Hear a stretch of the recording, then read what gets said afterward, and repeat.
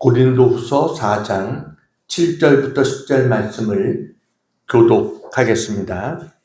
우리가 이 보배를 질그릇에 가졌으니 이는 심히 큰 능력은 하나님께 있고 우리에게 있지 아니함을 알게 하려 함이라. 우리가 사방으로 우겨쌈을 당하여도 쌓이지 아니하며 답답한 일을 당하여도 낙심하지 아니하며 박해를 받아도 버림받지 아니하며 거꾸로 뜨림을 당하여도 망하지 아니하고 우리가 항상 예수의 죽음을 몸에 짊어짐은 예수의 생명이 또한 우리 몸에 나타나게 하려 합니다.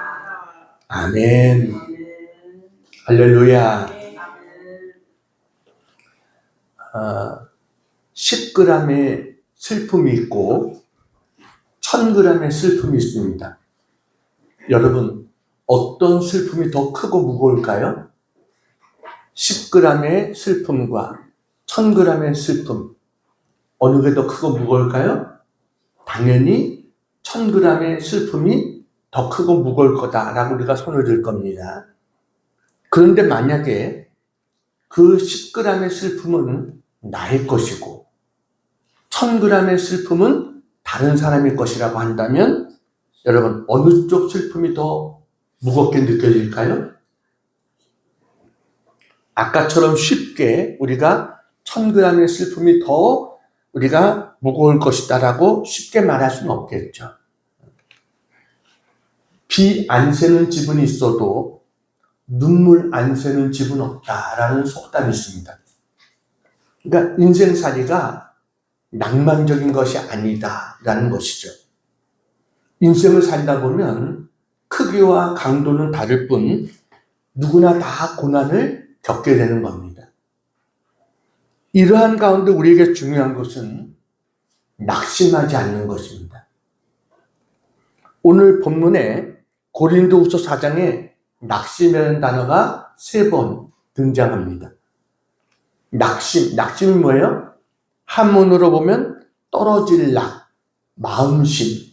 그러니까 마음이 떨어지는 것. 이게 낙심이라는 거예요. 히브리어로 낙심은 녹이다, 황폐시키다 이런 뜻입니다.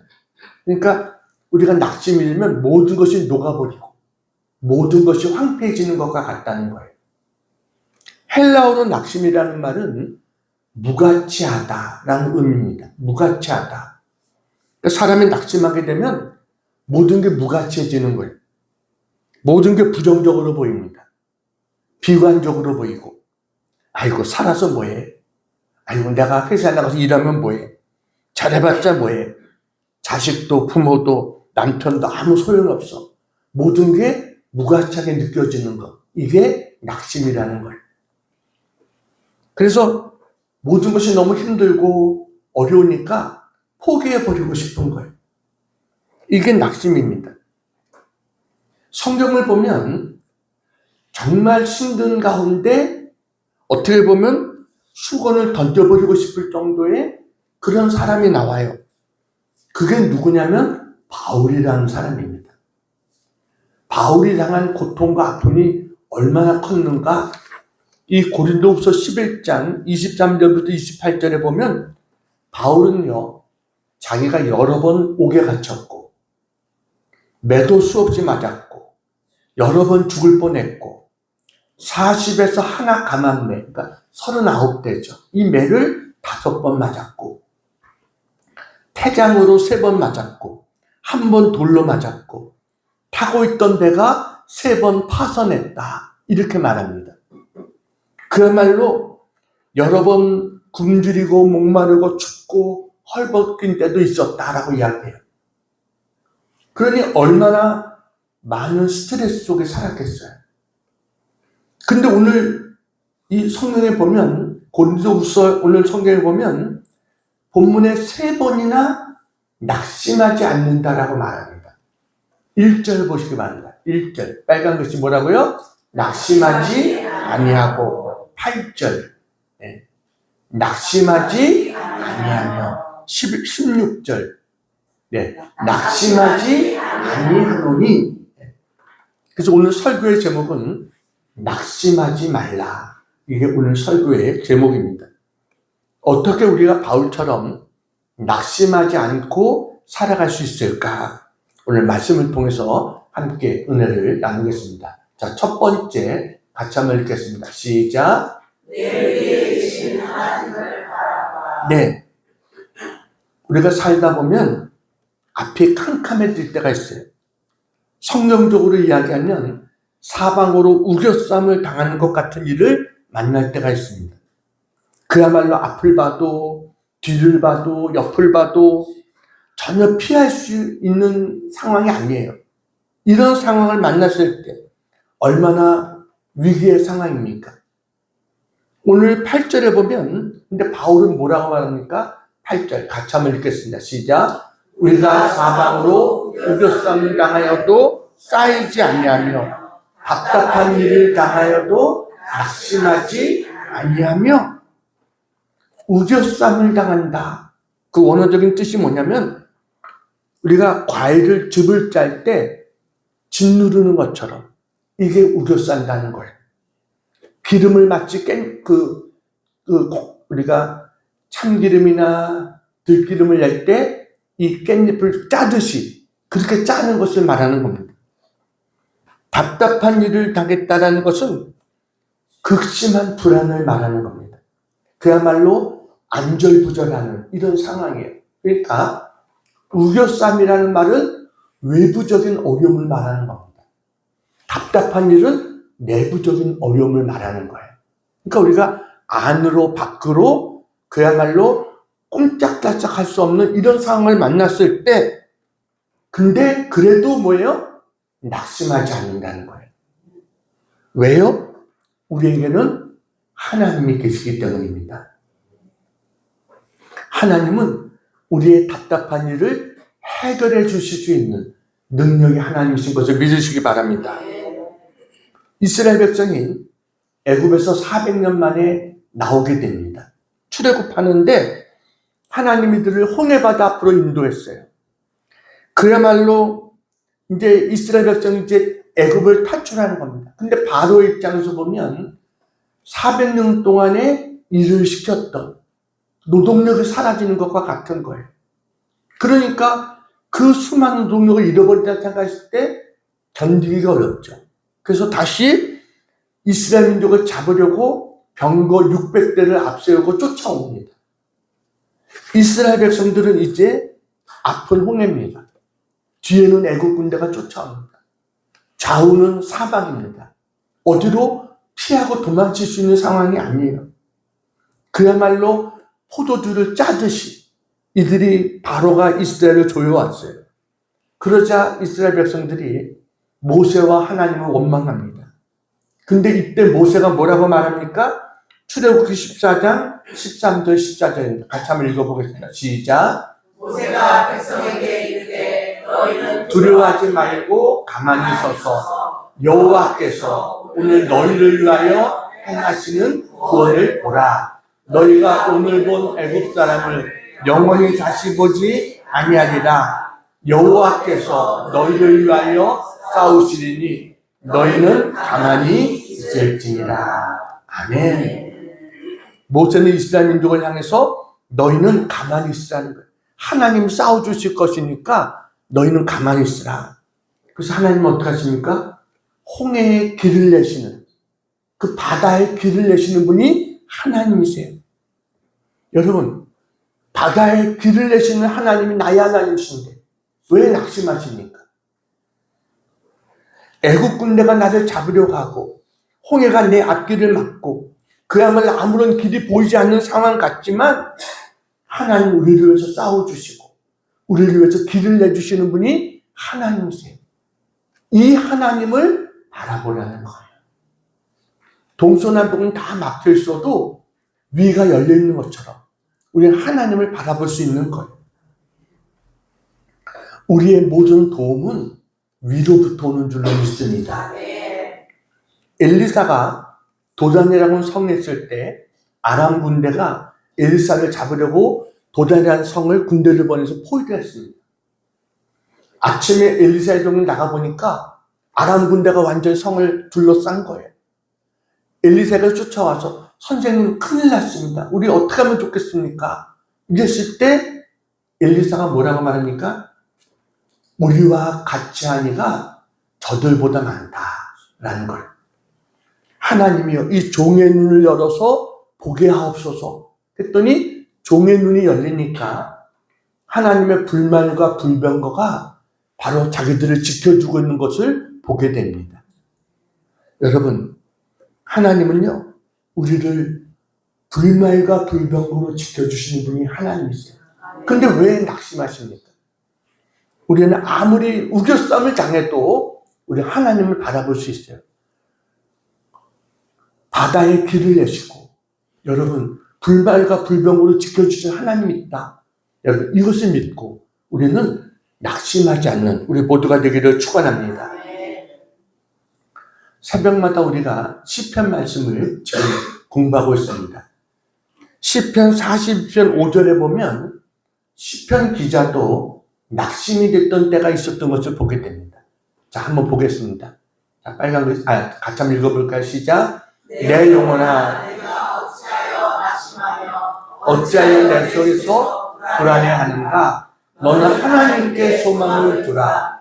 그가 나타나 도우심으로 말미암아 내가 여전히 찬송하리로다.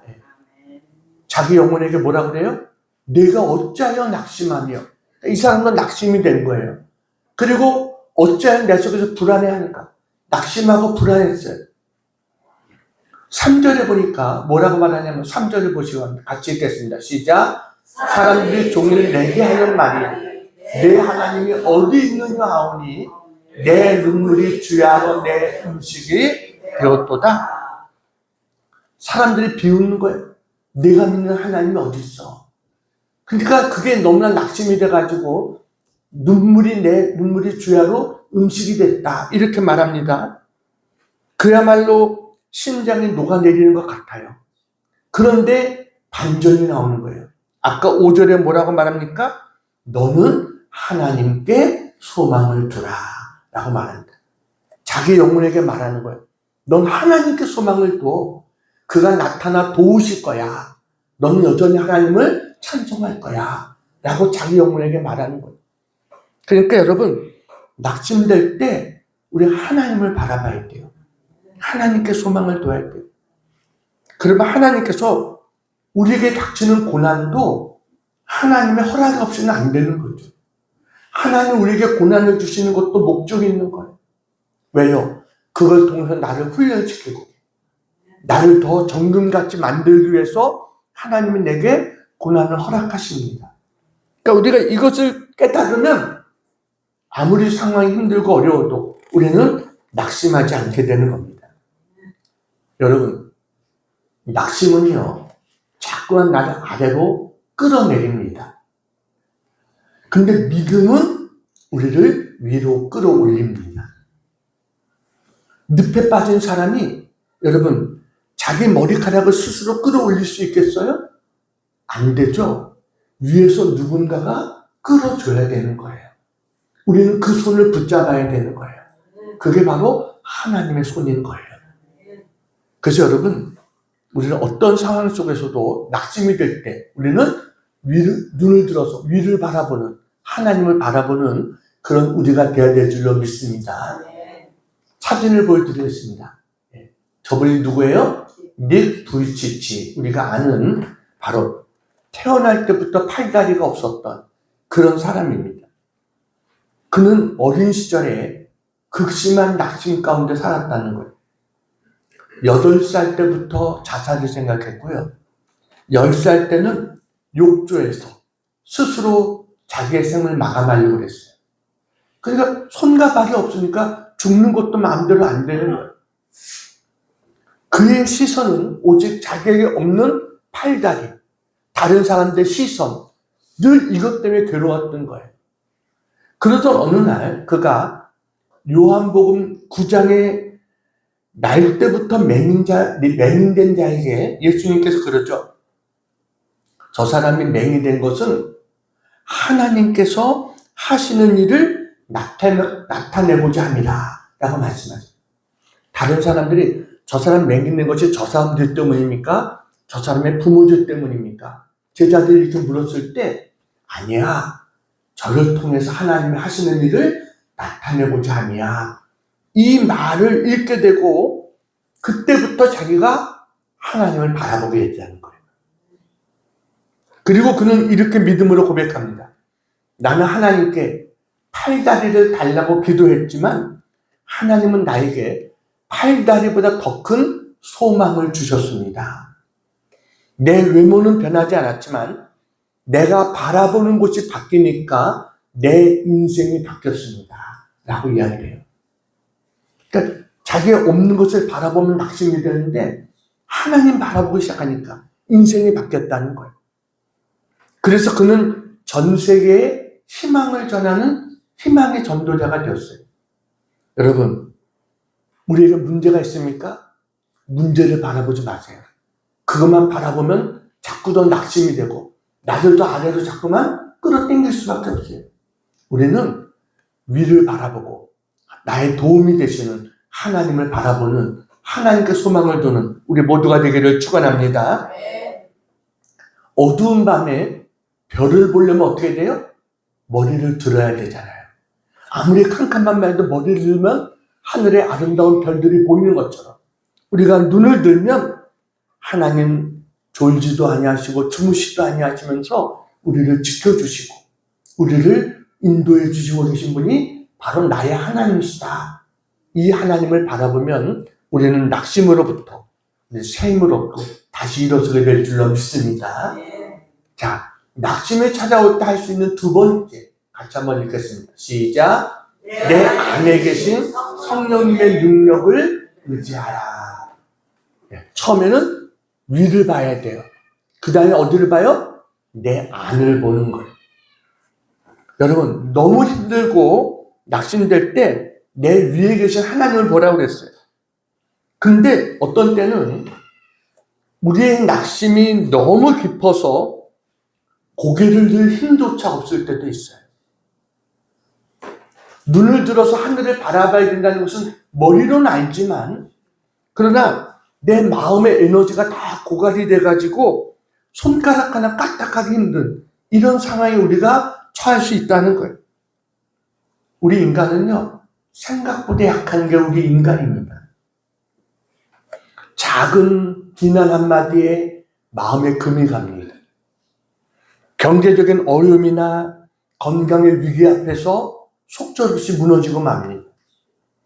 마치 작은 충격에도 깨어져 버리는 질그릇과 같다라는 거예요. 오늘 사도 바울은 7절에 뭐라고 말합니까? 같이 한번 보겠습니다. 시작. 우리가 이 보배를 질그릇에 가졌으니 이런 심히 큰 능력을 하나님께 있고 우리에게 있지 아니함을 알게 하려 합니다. 네, 성경은 우리를 질그릇이라고 말합니다. 다시 말하면 약한 그릇이라는 거예요. 질그릇은 흙을 빚어서 만든 거예요. 그래서 특징은 잘 깨지는 겁니다. 실수로 떨어뜨리면 박살납니다. 여러분, 조금만 세게 부딪혀도 흠집이 생기고 금이 갑니다. 우리 인간이 그것과 같다는 거예요. 사람이 얼마나 약합니까? 조금만 무리해도 금세 몸에 이상이 오고 툭 치면 부러지고 이게 우리 인간이에요. 인간은 만물의 영장이라고 말하지만 참 연약한 존재입니다.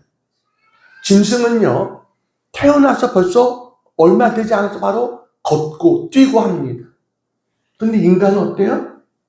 돌에 대야, 돌 가까이 대야 그때부터 걷기 시작합니다. 이게 우리 인간입니다.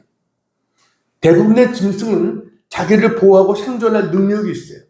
근데 우리 인간은 태어나는 순간부터 부모의 돌봄이 없이는 살아갈 수가 없습니다. 부모가 교육시키고 시집장가 보내고 그것도 모자라서 이제는 결혼 후에도 애프터 서비스 해야 됩니다. 그게 지금 우리들의 모습입니다. 인간의 뇌는 우주를 다 집어넣을 수 있을 것 같지만 뇌신경에 조금만 문제만 생겨도 온몸에 마비가 옵니다. 5분만 숨을 쉬지 못해도 뇌사 상태에 빠집니다. 눈에 보이지 않는 바이러스만 침투해도 뭐 코로나 때문에 얼마나 많은 사람들이 어려움을 겪었어요. 우리가 인간이 그렇게 약한 것이 인간이에요. 인간은 생각할 수 있는 능력이 있지만 내 생각을 또 마음대로 하지도 못합니다. 그래서 하루에도 수없이 천국과 지옥을 왔다 갔다 하는 것. 이게 우리 인간이에요. 세상의 유혹에 빠져 방황하기도 하고. 우리 인간은 바로 질그릇 같은 존재라는 거예요. 근데 바울은 뭐라고 말하냐면 이 질그릇 안에 뭐가 있어요? 보화가 있다는 거예요. 그 보화가 뭘까요? 바로 내 안에 내주하시는 성령님이 계시다라고 하는 것입니다. 이 성령님의 능력이 나를 세우세요. 여러분, 나는 마땅히 구해야 될 것이 무엇인지조차도 잘 몰라요. 근데 성령이 우리를 위해서 말할 수 없는 탄식으로 하나님 앞에 간구하고 있다라고 성경 말합니다. 그러니까 여러분, 우리가 낙심되는 이유가 뭐예요? 내가 좀 금그릇 같이 좀 좋으면 낙심되지 않을 텐데 이렇게 생각하잖아요. 나는 왜 이것밖에 안 돼? 나는 왜 이렇게 약할까? 이것밖에 안 될까? 근데 여러분 기억하세요. 내가 약할수록 내 안에 있는 보배는 더 빛난다는 것입니다. 하나님 우리가 완벽해서 우리를 택하신 것이 아니라 내가 약하고 내가 보잘것 없기 때문에 하나님 우리를 택하신 거예요. 그리고 거기에 하나님의 능력을 주셨어요. 내 안에 성령님이 계시고 이 성령님이 하나님의 능력으로 부활의 능력으로 나를 붙잡아주고 있다는 거예요. 그래서 여러분 성령의 능력을 힘있는 사람들이 어떤 삶을 살아가게 되느냐? 바울이 4가지로 이야기합니다. 첫 번째가 뭐냐면 우리가 사방으로 우겨쌈을 당하여도 쌓이지 아니하고 라고 말해요. 사방으로 우겨쌈을 당했어요. 탈출구가 없어 보여요. 그런데도 성령님은 우리가 쌓이지 않도록 도와주신다는 거예요. 또 뭐라고 말합니까? 답답한 일을 당하여도 낙심하지 아니하고 답답한 일을 당했다. 마치 길을 잃어버린 것처럼 어떻게 해야 될지 모르는 것처럼 그렇게 답답한 가운데서도 성령님은 우리의 길을 인도해 주신다는 거예요. 박해를 받아도 버림받지 아니하며 여러분 내가 어려움과 아픔을 당하고 있을 때 성령님은 뭐라고 말합니까? 내가 너와 함께 한다는 거예요. 우리를 떠나지 않겠다는 거예요. 거꾸로 트림을 당해도 망하지 아니하고 여러분 거꾸로 트림을 당했어요. 그야말로 바닥에 내팽겨친 것처럼 우리 인생이 그렇게 되었을 때 질그릇 같은 우리는 깨지지만 우리 안에 보배는 뭐예요? 결코 파괴되지 않는다는 거예요. 그것이 우리 안에서 우리를 새롭게 한다. 이것을 우리는 기억해야 됩니다. 일본에 보면 일본에서 그 전통 예술 중에 킨츠키라고 하는 것이 있습니다. 킨츠키. 이게 뭐냐면 사진을 보여드릴게요. 예, 저기 보면은 깨진 도자기에 새로운 생명을 불어넣다. 킨츠키 기법이라고 되어 있죠? 도자기가 깨졌는데 저 사이에 뭐가 메꿔져 있어요. 저게 뭐냐면 금으로 메꾼 겁니다. 다음 사진을 보여주세요. 저렇게 깨진 것을 저렇게 금으로 한 거예요. 또 다음 사진을 보여주세요. 저런 식으로 깨진 것을 금으로 했고 하나 더 보여주세요. 예, 저렇게. 저게 그래서 뭐예요? 작품이 되어지는 거예요. 그러니까 여러분 깨져서 못 쓸 것 같은데 거기에 금으로 저것을 떼어가지고 오히려 더 훌륭한 작품이 되게 하는 것. 이게 하나님의 역사인 거예요. 하나님은 깨진 우리를 저렇게 사용하시는 하나님이신 것을 믿으시기 바랍니다. 실제로 극심한 우울증과 삶의 낙심 속에서 하나님의 말씀을 통해 일어난 어떤 집사님의 간증입니다. 이분은 자녀의 방황과 남편의 사업 실패 때문에 마음이 갈갈이 찢겨가지고 나는 이제 아무 쓸모없이 깨진 그릇이다 라고 생각하고 매일 눈물로 밤을 지샜습니다. 근데 어느 날 기도 중에 하나님께서 이 고린도후서 4장의 말씀을 들려주신 거예요. 딸아, 내가 깨졌기에 내가 빛을 더 많이 비출 수 있다. 내 상처의 틈새가 바로 내가 들어갈 통로다 라는 것을 깨닫게 됐어요. 그때부터 자기의 아픈 상처가 부끄럽지 않은 거예요. 그래서 오히려 그 아픔을 가지고 나보다 더 아픔을 당한 사람들을 찾아가서 위로하기 시작했어요. 나도 이런 아픔과 이런 어려움을 겪었다면서 그들을 위로하기 시작했어요. 그랬더니 오히려 다른 사람들의 위로를 받는 거예요. 힘을 얻는 거예요. 자기의 아픈 상처가 다른 사람들을 치료하는 약재가 되어진 거예요. 여러분, 하나님은 우리의 깨진 부분들을 오늘 저기처럼 금으로 메꾸셔서 오히려 이전보다 더 아름다운 하나님의 걸작품으로 우리를 만드시는 것을 믿으시기 바랍니다. 우리는 질그릇같이 약한 존재지만 내 안에는 누가 계세요? 성령님이 계세요. 이 성령님이 우리를 도와주십니다. 그래서 여러분, 우리는 아무리 낙진되는 상황이 있어도 위를 바라봐야 되고, 위를 바라볼 힘조차 없을 때 내 안을 바라봐야 돼요. 내 안에 나를 도우시는 성령님이 나와 함께하고 계시다. 언제나 이것을 믿고 힘을 내는 우리 모두가 되기를 축원합니다. 세 번째, 낙심이 일어날 때 어떻게 돼요? 내 앞에 있는 풍성한 영광을 바라보라. 우리의 앞을 바라봐야 됩니다. 여러분, 1991년도에 일본의 북부지방에 큰 태풍이 왔어요. 그래가지고 일본 아모리현이 큰 피해를 입게 됩니다. 이 아오모리현은 이 북쪽 지역에 있는 그런 지역입니다. 홋카이도 섬 바로 밑에 있는 지역이에요. 근데 이 아오모리 이 현이 유명한 이유가 뭐냐면 우리 여기 일산처럼 거기 사과가 유명합니다. 우리가 보통 이야기할 때 아오리 사과라고 이야기하잖아요. 그 사과가 거기가 특산품입니다. 근데 태풍으로 인해 가지고 사과가 거의 다 떨어진 거예요. 90% 정도의 사과가 떨어졌어요. 그러니 얼마나 농부들이 낙심이 되겠어요. 그래서 매우 실망하고 있을 때 한 청년이 아이디어를 냈어요. 그게 뭐냐면 우리 걱정만 하고 있지 말고 아직 10%의 사과가 달려있지 않습니까? 그러면서 우리가 이 사과를 태풍에서 떨어지지 않은 사과인데 우리가 이 사과에다가 잘 포장해서 이름을 잘 붙여서 동경에 팔면, 도쿄에 팔면 우리가 그 도움이 될 수 있을 것 같다. 그래가지고 그 사과에다 뭐라고 이름을 붙였냐면 다음 사진을 보여주세요. 저게 뭐예요? 합격입니다. 합격 사과를 만든 거예요. 그래서 저것을 팔 때 이것은 태풍에서 떨어지지 않은 사과다. 그러니까 수험생들한테 그것을 판 거예요. 그래서요 10배 이상의 가격을 받았답니다.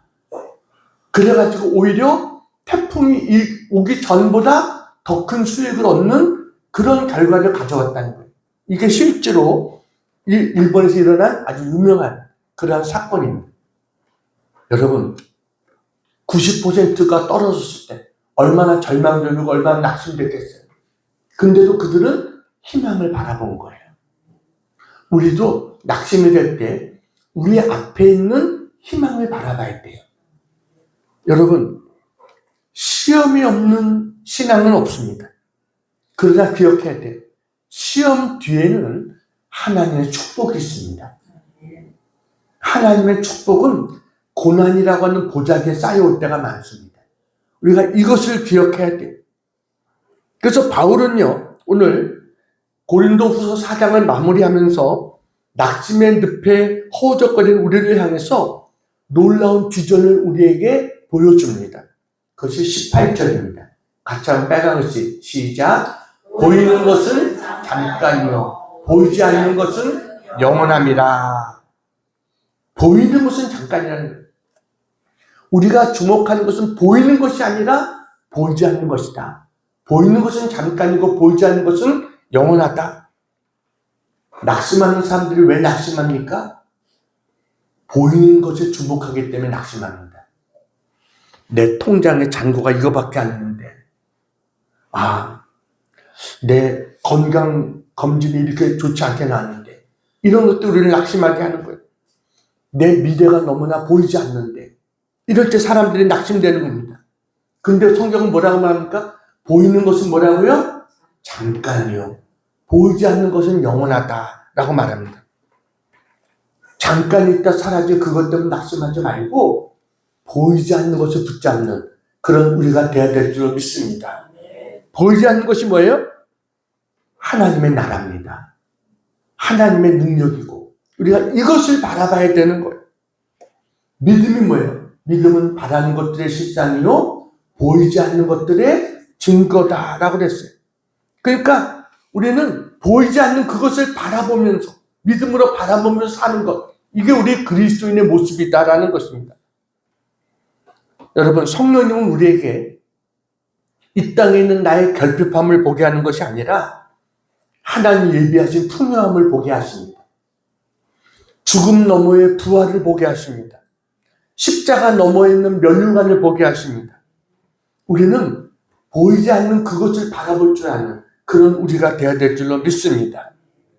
힘들고 어려울 때, 이 보이는 것은 잠깐이다. 이것을 잊지 말아야 돼요. 보이지 않는 것은 영원하다라는 것입니다. 지금 내가 눈물 흘리고 있지만 그건 잠깐이에요.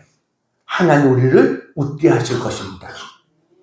그래서 성경은 뭐라고 말합니까? 로마서 8장 18절 같이 한번 읽겠습니다. 시작. 생각하건대 현재의 고난은 장차 우리에게 나타날 영광과 비교할 수 없도다. 현재의 고난은 우리에게 나타날 영광과 비교할 수 없습니다. 오늘 바울도 17절에 뭐라고 말합니까? 17절 같이 한번 읽겠습니다. 시작.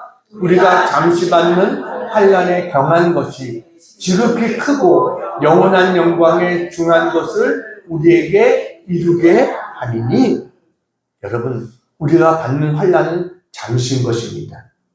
하나님 우리를 위해서 예비한 것은 영원한 것입니다. 우리는 영원한 것을 바라볼 줄 아는 그런 우리가 되어야 될 줄로 믿습니다. 이제 한 가지 이야기하고 마치려고 합니다. 현대 선교 역사상 큰 울림을 주었던 짐 엘리엇이라고 하는 선교사가 있습니다. 사진을 보여드리겠습니다. 저분이 바로 짐 엘리엇이라고 하는 사람입니다. 저분은요, 명문 휘튼 대학을 수석으로 졸업한 그야말로 촉망받는 수재이자 영적 리더였습니다. 근데 그가 안락한 삶이 보장된 미국에서의 목회를 마다하고 당시 식인종으로 알려져서 악명이 높았던 에콰도르의 아우카 부족에게 복음을 전하기로 결심을 합니다. 그리고 1956년 1월 8일 짐 엘리엇과 또 그를 포함한 5명의 젊은 선교사들이 이 아우카 부족에게 전도하기 위해서 팜비치라고 하는 해변에 이들이 비행기에서 내리게 됩니다. 근데 그들이 복음을 전하기도 전에 원주민들의 날카로운 창에 찔려서 이 5명이 다 순교하게 됩니다. 저때 짐 엘리엇의 나이가 29이었습니다. 다음 사진을 보여주세요. 저렇게 5명이 그 자리에서 순교를 당하게 된 겁니다. 근데 놀라운 것은 저들의 시신이 발견됐을 때 보니까 모든 선교사가 총을 소지하고 있었어요. 근데 단 한 발도 발사하지 않았다는 거예요. 여러분, 자기를 죽이려고 창을 가지고 오는 원주민들을 향해서 총을 쏘면 살 수도 있었겠죠. 근데 그들은 그렇게 하지 않았어요. 그들은요, 우리는 천국 갈 준비가 되어 있지만 저들은 아니다 라고 한 거예요. 그래서 스스로 죽음을 택한 겁니다. 세상의 눈으로 볼 때는 저들의 인생은 너무 안타깝죠. 여러분, 그 명문대학을 수석으로 졸업할 정도의 수재였습니다. 그야말로 어떻게 정말 자기들의 인생에 할 일이 많은데 저렇게 무모하게 저렇게 낭비하는 그런 인생을 살았을까라고 사람들이 비난했어요. 그런데 이 진 엘리엇이 대학 시절에 썼던 그 일기가 발견이 됐습니다. 그 일기에 뭐라고 쓰여 있었냐면 이렇게 쓰여 있었어요.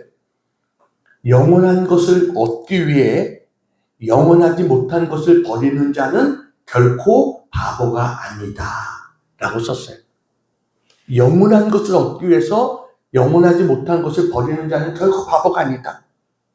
그러니까 그는 잠깐 보이는 자기의 안락한 미래를, 여러분, 이건 잠깐인 것을 알았어요. 그리고 보이지 않는 에콰도르의 영혼들이 구원받고 하나님의 영광 받는 것이 영원하다는 것을 알았어요. 그래서 그는 그걸 선택했다는 거예요. 저렇게 남편이 순교 소식을 들었을 때 그의 아내, 다음 사진을 보여주세요. 그의 아내가 엘리자베스 엘리엇이라는 사람입니다. 근데 그녀가, 여러분, 그때 갓 돌을 지난 딸이 있었습니다. 근데 저들은 에콰도르를 떠나지 않고 계속 남아있었어요. 그리고 낙심하는 대신에 하나님의 더 큰 계획을 신뢰합니다. 그래서 저 엘리자베스는 간호사의 훈련을 받고 남편을 죽인 바로 아우카 부족에게로 들어갑니다. 당시의 아우카 부족은 남자는 죽였지만 여자를 안 죽였거든요. 그래가지고 아우카 부족에 들어가서 2년 동안을 그야말로 정성껏 부족원들을 섬기고 그들의 병을 치료해 줍니다. 감동한 추장이 그에게 묻습니다. 당신은 도대체 누군데 우리를 위해서 이렇게 헌신합니까? 라고 물었을 때 그녀가 말합니다. 나는 5년 전에 당신들이 죽인 그 남자의 아내입니다. 라고 이야기했어요. 내 남편이 당신들에게 전해주려고 했던 그 사랑을, 그 하나님의 사랑을 내가 전하러 왔습니다. 라고 이야기했습니다. 그것에 의해서 그 부족 전체가 변하게 됩니다. 그 진 엘리엇의 가슴을 창으로 찔렀던 청년, 피모라고 하는 청년인데 이 청년이 그 부족의 첫 번째 목사가 됩니다. 남편을 죽였던 그 청년이 첫 번째 그 부족의 목사가 돼요. 그리고 진 엘리엇의 아들과 딸이 그 청년에게, 그 목사에게 강에서 침례를 받게 됩니다. 자기 아버지를 죽인 바로 그 사람에게 침례를 받는 이런 일이 벌어져요. 그리고 그쪽 지역에 수십 개의 교회가 세워지게 됩니다. 그러니까 진 엘리엇의 그 모든 것들이 헛된 것입니까?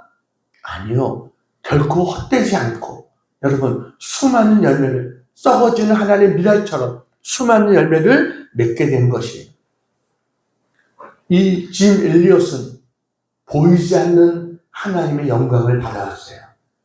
잠깐인 그 세상보다 보이지 않는 하나님의 영광을 바라보고 그는 거기에 모든 것을 드린 사람, 이게 진 엘리엇이었습니다.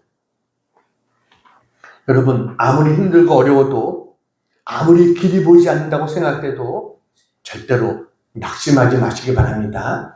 하나님은 합력하여 선을 이루십니다. 반드시 승리를 주십니다. 절대로 부정적인 생각하지 말고 우리는 믿음으로 하나님을 바라보는 그런 우리가 되어야 될 줄로 믿습니다. 오늘 말씀을 정리합니다. 눈을 들어서 위에 계신 하나님을 바라보라. 내 안에 계신 성령님의 능력을 의지하라. 내 앞에 있는 풍성한 영광을 바라보라. 그래서 날마다 승리하며 나가는 우리 모두가 되기를 주님의 이름으로 축원합니다. 기도하겠습니다. 사랑의 하나님, 오늘도 낙심 가운데 있는 주의 자녀들을 위로하여 주시옵소서. 우리가 질그릇임을 고백합니다. 세상의 거친 풍파에 금이 가고 깨진 채로 이 자리에 나왔습니다. 그러나 우리 안에 보배 되신 성령님을 보내주셔서 감사합니다. 우리가 우겨쌈을 당해도 쌓이지 않는 것은 내 능력이 아니라 내 안에 성령님 때문인 것을 믿습니다. 세상이 우리를 우겨싸지만 우리는 쌓이지 않고, 세상이 우리를 거꾸로 들이지만 우리가 망하지 않음을 믿습니다. 우리 안에 계신 성령님께서 우리를 붙들어주고 계시며 부활의 능력으로 함께하여 주고 계심을 믿습니다. 저희들 보이는 상황에 일비하지 않게 하시고 장차 우리 앞에 펼쳐질 영원하고 풍성한 영광을 바라보며 오늘을 넉넉히 승리하는 저희들 다 되게 해 주시옵소서. 우리의 소망이 되시는 예수님의 이름으로 기도하옵나이다. 아멘.